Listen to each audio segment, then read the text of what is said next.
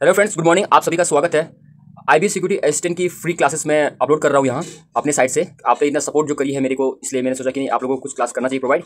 ये लेक्चर आप जो भी स्टडी कर रहे हैं उसके साथ में इसको देखना, कहीं ना कहीं आपको बहुत अच्छा लगेगा। और मैं यहाँ वो सब चीज़ आपको इसमें सिखा रहा हूँ और आपके साथ शेयर कर रहा हूँ जो एग्जाम में आने का हाई चांसेस होते हैं। वो चीज़ जो अदर्स किताब में आपको शायद इन डिटेल में देखने को ना मिले, तो यहाँ मैं उसको अच्छे से शेयर कर देता हूँ। तो ये चीज़ आप देखिएगा और बस इसको, अगर आपके पास टाइम है तो आप एक कॉपी पेन लेके इसको नोट डाउन करना, जो जो मैं आपको यहाँ मैं शेयर करूँगा वो चीज़। ठीक है, तो आइए क्लास शुरू करते हैं।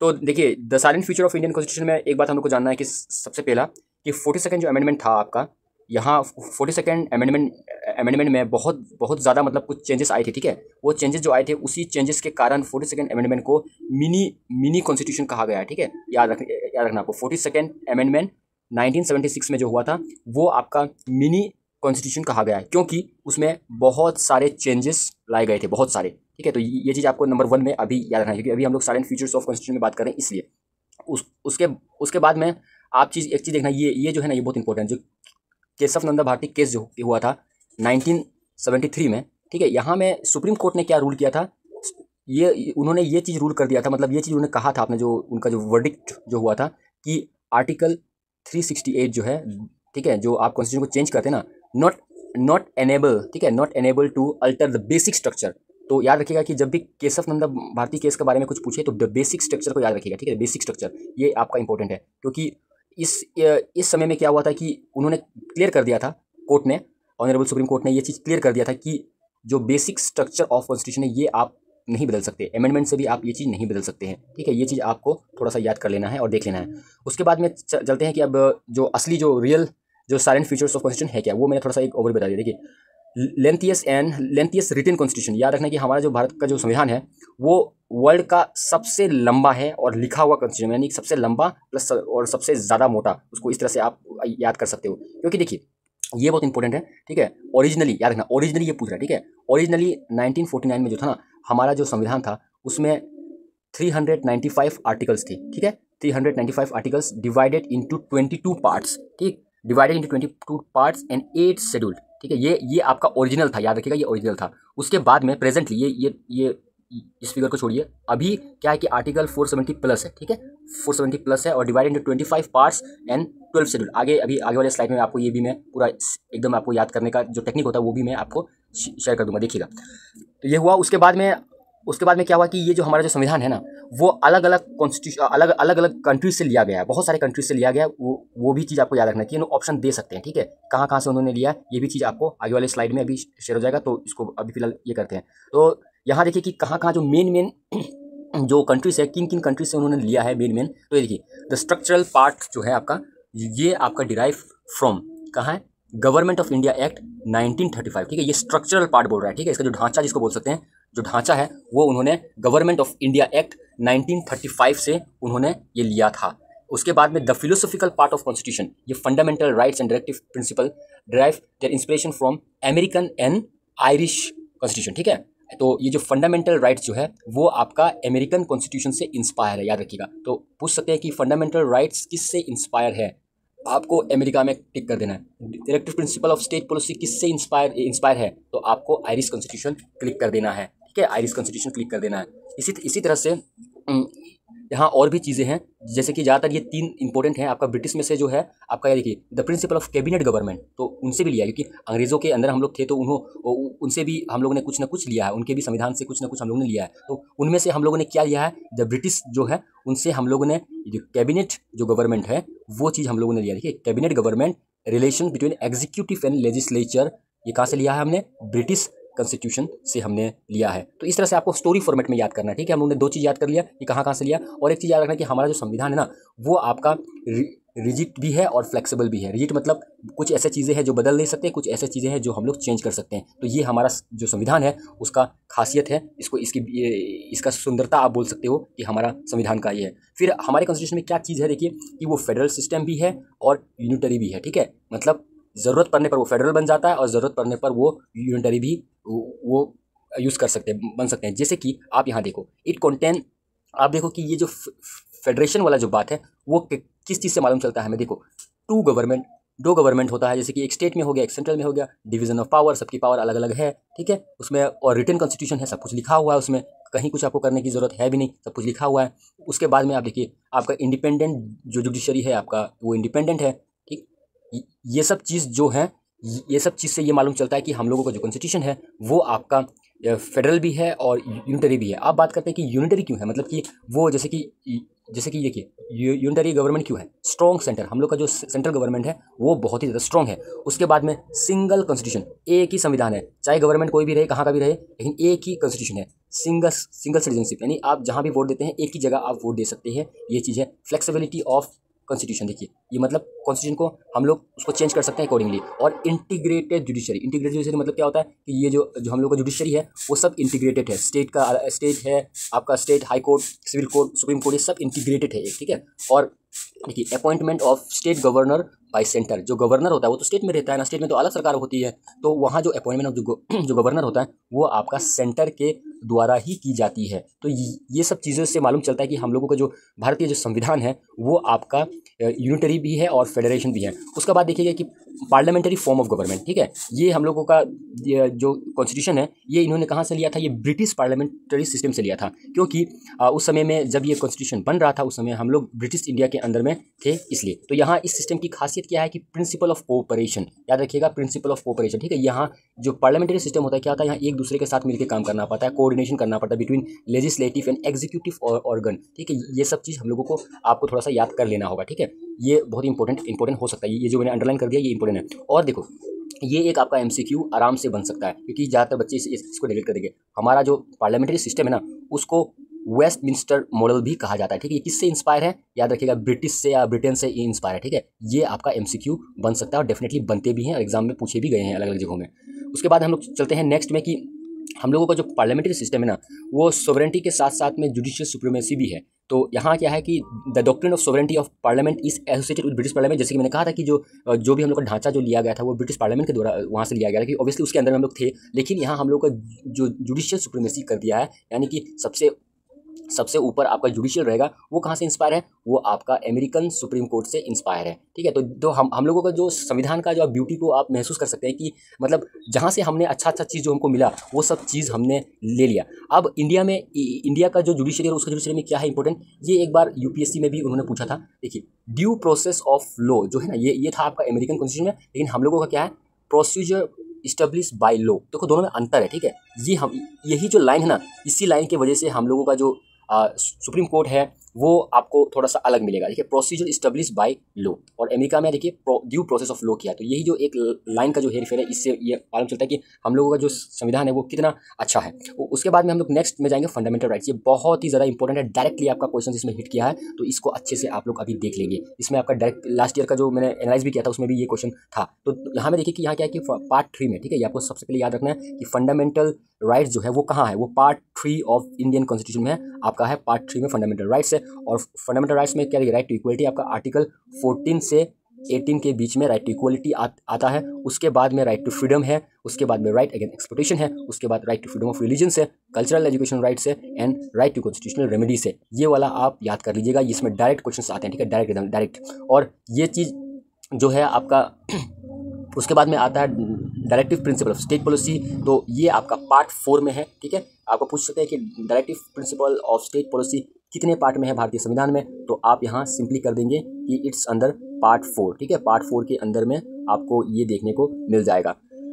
उसके बाद में नेक्स्ट है जो directive principle are mean for promoting the ideals of social end, ये जो आपका डायरेक्टिव प्रिंसिपल है ना, ये आपका नॉन जस्टिफिकेबल है, ठीक है, नॉन जस्टिफिकेबल, ये नॉट एनफोर्सेबल बाय कोर्ट, ये कोर्ट इसको एनफोर्स नहीं करती है। लेकिन फंडामेंटल राइट्स जो है, फंडामेंटल राइट्स को कोर्ट एनफोर्स करती है, इसको एनफोर्स नहीं करती। ये एक तरह का मोरल ऑब्लिगेशन बनाती है, मतलब आप इसको कर सकते हैं, यानी मोरल ऑब्लिगेशन, ठीक है, ये याद रखिएगा मोरल ऑब्लिगेशन। ये इसमें तो चांसेस कम है पूछने का, लेकिन फिर भी मैं आपको ये करवाता हूँ ताकि अगर कोई एग्जाम्स अगर देते हैं अदर इससे अलावा तो उसमें आपको काम आएगा। फिर देखिए फंडामेंटल ड्यूटीज़ जो था ना, ये जो हम लोगों का ओरिजिनल कॉन्स्टिट्यूशन है उसमें फंडामेंटल ड्यूटीज़ आपका नहीं था, ठीक है, वो नहीं था। तो अब वो नहीं था तो वो कब आया, वो चीज़ आपको अभी देखा। देखिए ये आपका इंटरनल इमरजेंसी जब हुआ था आपका 1975 to 77 में, बाय 42nd कॉन्स्टिट्यूशनल अमेंडमेंट ये चीज़ आया गया था, ठीक है। और ये आया था, और ये किनके रिकमेंड में आया था, ये देखिए ये देखिए सौरन सिंह कमेटी के अंडर में ये चीज़ आया था। फिर 86 कॉन्स्टिट्यूशनल अमेंडमेंट जो हुआ 2002 में, वहाँ और एक फंडामेंटल ड्यूटीज आ गया था। अब देखिए कि फंडामेंटल ड्यूटी जो आपका है वो आपका पार्ट 4A है, उसमें एक ही आर्टिकल है 51A स्पेशल, और 11 फंडामेंटल ड्यूटीज़ है respect the constitutional national flag national anthem to protect the sovereignty unity integrity, ये सब चीज़ आपका फंडामेंटल ड्यूटीज़ में आ गया। और फिर देखिए ये यूनिवर्सल एडल्ट फ्रेंचाइज, इसका मतलब ये होता है कि जो वोट देने का जो पावर जो होता है ना, तो यहाँ इसमें सबसे इंपॉर्टेंट चीज़ है कि the voting age was reduce from 18 years from 21 in 1989 by 61st constitutional amendment act 1988। इस अमेंडमेंट के तहत जो वोटिंग एज को नीचे कर दिया था, ठीक है, 21 साल से 18 साल का ये कर दिया था ये अमेंडमेंट, 61st कॉन्स्टिट्यूशनल अमेंडमेंट, याद रखिएगा, एक्ट ऑफ 1988 में। ये चीज़ आपको याद रखना है, ठीक है। ये एग्जाम में डायरेक्ट क्वेश्चंस आपका आ सकते हैं। जो चीज़ मैंने आपको यहाँ अंडरलाइन कही है वो तो आप लोग डेफिनेटली उसको थोड़ा सा ध्यान से देखिएगा, क्योंकि ये आपका डायरेक्ट क्वेश्चन हिट कर सकती है। उसके बाद में बस थोड़ा सा है, उसके बाद में आप देखिएगा कि नेक्स्ट में जो आता है इमरजेंसी प्रोविजन, ये द मोस्ट इंपॉर्टेंट है। तो यहाँ आपको डायरेक्टली में जो याद करना है, जो नेशनल इमरजेंसी होती है वो आपका आर्टिकल 352 होता है। फिर स्टेट इमरजेंसी जिसे प्रेसिडेंट रूल कहा जाता है, कब होता है, failure of constitutional machinery in the state, article 356 है। उसके बाद the failure to comply with the direction of centre, article 365 है। उसके बाद फाइनेंशियल इमरजेंसी 360 है। ये इमरजेंसी वाला आप लोग थोड़ा सा देख लेना, याद कर लेना, ये डायरेक्ट क्वेश्चन आपके आते हैं। फिर हमारा जो कॉन्स्टिट्यूशन की खास बात क्या है कि 3 टायर गवर्नमेंट है, यानी 3 टायर, और इसमें 3 टायर में ये चीज़ सबसे ज़्यादा इंपॉर्टेंट है एंड सबसे ज़्यादा आपको ये काम आने वाला है। 73rd एंड 74th जो अमेंडमेंट है आपका, ये देखिए 73rd एंड ये 1992 को हुआ, added 3 tier of government, that is local government, जैसे जो हम लोग पंचायती राज जो बात करते हैं ना, वो आपका इसी के अंडर से और इसी के तहत वो सब चीज़ आया हुआ है, ठीक है। तो ये चीज़ आप थोड़ा सा देख लेना। इसमें ये किस में है, पार्ट ये देखिए ये वाला पार्ट है, और 1955 में आपका सॉरी ये वाला पार्ट है, और इसमें 1992 में ये कॉन्स्टिट्यूशनल रिकॉग्निशन इसको मिला गया था। उसके बाद में देखिए यहाँ देखिए ये आप थोड़ा सा देख लेने का, ये आपका कॉन्स्टिट्यूशन का जो चैप्टर्स होते हैं ये किस तरह का, देखिए पार्ट 1 में आपको यूनियन एंड इट्स टेरिटरी देखने को मिल जाएगा, ठीक है। पार्ट 2 में सिटीजनशिप, पार्ट 3 में फंडामेंटल राइट्स, पार्ट 4 में डायरेक्टिव प्रिंसिपल, पार्ट 4A में फंडामेंटल ड्यूटीज। अब इसको आपको याद कैसे करना है, ये ट्रिक मैं आपको शेयर कर देता हूँ। यहाँ इस चीज़ को बढ़िया से देखना, ये जो कैंडिडेट से भी लास्ट तक देख रहे हैं उसको ये चीज़ समझ में आ जाएगा। देखो ये लाइन याद कर लेना, you can fly directly from US using paramilitary special rocket, ठीक है, ये याद कर लेना। और इसकी फर्स्ट वर्ड को देखना, यू का मतलब क्या हो गया, यूनियन एंड इट्स टेरिटरी, ठीक है। कैन का सी का फर्स्ट लेटर लो, सिटीजनशिप, फ्लाई लो, फंडामेंटल राइट, डी लो, डायरेक्टिव प्रिंसिपल, फ्रॉम एफ लो, फंडामेंटल ड्यूटीज, फिर यू लो, यूनियन गवर्नमेंट, ठीक है। तो इस तरह से ये फेज़ आप याद कर लेना, और इस फेज़ से आपको ये पूरा जो है ना इसका आर्टिकल ये आपको हमेशा याद रहेगा, ज़िंदगी में कभी आप नहीं भूलोगे। तो आप याद रखना, you can fly directly from US using paramilitary special rocket, ठीक है, वो आपका ये पूरा यहाँ तक आपको याद हो जाएगा। उसके बाद में नेक्स्ट वाला जो है आपका ये इस चैप्टर 6-7 से, तो आपको ये वाला फ्रेज को याद कर लेना, from there sit to eat special orange egg mango apples tomato स्वच, ये याद करना। एफ जो आपका है वो यहाँ है, देखिए ये देखिए फाइनेंस है, ठीक है। तो इसी तरह से आप ये याद कर लेना, ये आपका हो जाएगा। अब आते हैं ये देखिए शेड्यूल्ड, ये लोग पूछ लेते हैं फर्स्ट में क्या है, व्हाट इज, ये देखिए कुछ क्वेश्चंस देंगे आपको, कुछ इस तरह से क्वेश्चन बनेगा, फर्स्ट शेड्यूल में क्या है, ठीक है, वो चीज़ उन लोग पूछ लेते हैं। तो उसको आप याद कैसे करना, इतने सारे तो याद कर नहीं पाओगे ना, तो उसको याद करने के लिए आपको ये देखिए ऊपर वाला जो है जो फ्रेज़, ये आपको याद रखना है, टीयर्स ऑफ ओल्ड PM, इससे आपका सवाल बन जाएंगे, ठीक है, एकदम क्लियर बोल रहा हूँ, टीयर्स ऑफ ओल्ड PM। तो अब इसका फर्स्ट लेटर देखना, टी क्या है, ठीक है, टी क्या है, देखिए टी का मतलब आपका हो गया, ये देखिए ये यहाँ नेम्स थोड़ा सा याद करना, टेरिटोरियल जुरिसडिक्शन, टी, ठीक है, टी। फिर मैंने क्या कहा था, टीयर्स ना, TEARS, तो नंबर E क्या हो गया आपका, ये देखिए इमोलमेंट, मतलब कि जो अलाउंस वगैरह होता है, E। और फिर आ गया टीयर्स के बाद में A आ गया ना, A। तो अब देखो ए क्या है, ये थोड़ा सा शेयर कर देता हूँ। ए देखो, ए आपका आ गया एफ्रीमेशन, देखो ठीक है, ए आ गया एफ्रीमेशन, ठीक है, ये देखो एफ्रीमेशन, ये आ गया ए आपका एफ्रीमेशन आ गया। उसी हिसाब से आपका और भी है अभी। उसके बाद में आ गया आर देखो 4th शेड्यूल में है, ठीक है, राज्यसभा। उसके बाद में S scheduled area, scheduled tribe, ठीक है। ऑफ, ये देखो ऑफ है, ओ है ट्राइबल एरिया, ठीक है। उसके बाद में इसी तरह से एफ है, जो फेडरल स्ट्रक्चर नहीं होता आपका, union list, state list, concurrent list, ये एफ आ गया। तो इसी तरह से आपको ये याद कर लेना बस, टीयर्स ऑफ ओल्ड PM, ठीक है, उससे आपका हो जाएगा। टीयर्स ऑफ ओल्ड PM आपको याद कर लेना, टीयर्स ऑफ ओल्ड PM याद करके जैसे जैसे मैंने यहाँ आपको बताया वो एक दो बार आप प्रैक्टिस कर लेना, आपका ये याद हो जाएगा। उसके बाद में ये आपको याद हो जाएगा। उसके बाद में देखो 8 शेड्यूल्स ये सब यहाँ पे दिया हुआ है, इसको आप लोग ग्लेंस कर सकते हो। और यहाँ देखो कि जो हमारा जो कॉन्स्टिट्यूशन है वो किन किन जगहों से लिया गया है, कहाँ कहाँ से लिया गया, ये सब कुछ यहाँ दिया हुआ है। देखिए गवर्नमेंट ऑफ इंडिया एक्ट 1935 से, federal scheme, office of the governor, judiciary, public service commission, emergency provision and administrative detail, वो उन्होंने हम लोगों ने गवर्नमेंट ऑफ इंडिया एक्ट 1935 से लिया। और ब्रिटिश कॉन्स्टिट्यूशन से क्या लिया, parliamentary government, rules of law, legislative procedure, single citizenship, cabinet system, prerogative rights, parliamentary privilege and bicameralism, ये चीज़ हम लोगों ने ब्रिटिश जो कॉन्स्टिट्यूशन है वहाँ से हम लोगों ने ये चीज़ लिया है। ये पूछ लेते हैं उन लोग, तो याद कर लीजिएगा आप लोग थोड़ा सा। तो यूएस कॉन्स्टिट्यूशन से fundamental rights, independent of judiciary, judicial review, impeachment of president, ठीक है, removal of supreme court and high court जज, ये यूएस कॉन्स्टिट्यूशन, ये याद कर लीजिएगा क्योंकि अभी ये न्यूज़ में चल रहा है। फिर आयरिश कॉन्स्टिट्यूशन जो है आपका, इसमें से हम लोगों ने directive principle of state policy, nomination of members to Rajya Sabha and the method of election of president. फिर कैनेडियन कॉन्स्टिट्यूशन से हमने फेडरेशन विथ स्ट्रॉन्ग सेंटर, ये चीज़ हमने उनसे लिया है। ये सब सारी चीज़ कर लीजिएगा। यूएस कॉन्स्टिट्यूशन वाला ये थोड़ा सा आप लोग याद कर लीजिएगा क्योंकि ये अभी न्यूज़ में चल रहा है, ठीक है। Removal of supreme court and high court जज जो है ना, इसको ये इंपॉर्टेंट आपका एकदम होगा आज इसके लिए। अब चलते हैं हम लोग नेक्स्ट स्लाइड में, और यहाँ देखिएगा कि यहाँ और भी चीज़ें देखिए, ऑस्ट्रेलियन है तो ये सब, फ्रेंच, ये भी जो सोवियत है ना यूएसएसआर, तो इसमें से क्या क्या चीज़ें हैं ये भी थोड़ा सा आप लोग कर लेना, ठीक है। सोवियत वाला से fundamental duties and the ideal of justice, social, economic and political in preamble, ये सब चीज़ है। इसके बाद हम लोग नेक्स्ट जो स्लाइड होगा ना आपका, हम लोग थोड़ा सा वो भी कर लेंगे कि प्रेम्बल होता है क्या, ठीक है। और यहाँ एक चीज़ आपको करना है, जैसे कि आपको पूछे कि व्हाट इज़ प्रेम्बल, तो देखिए यहाँ ये जो प्रेम्बल जो है ना वो एक तरह का आपका identity card of the constitution होता है। हाँ, और जैसे कि हम लोगों ने प्रीवियस वीडियो में ये शेयर करी थी कि ऑब्जेक्टिव रेजोल्यूशन जो हुआ था जब कॉन्स्टिट्यूशन बन रहा था, तो उस समय में जवाहरलाल नेहरू जी ने ये चीज़ उन्होंने पास करी थी। तो एक तरह का देखो ये एक आइडेंटिटी कार्ड होता है, एक फिलोसफी होता है कि आपका संविधान जो आप बना रहे हो वो किस तरह से होना चाहिए। ये चीज़ हमने कर ही लिया था। देखिए 1976 में 42 अमेंडमेंट के तहत, ठीक है, 42 के तहत 3 वर्ड्स को, नया वर्ड्स को जोड़ा गया था। वो आपका क्या था, सोशलिस्ट, सेक्युलर एंड इंटीग्रिटी। ये चीज़ आपका प्रियम्बल में उन्होंने ये चीज़ को ऐड किया था 1976 में। ये चीज़ थोड़ा सा आप लोग देख लेना।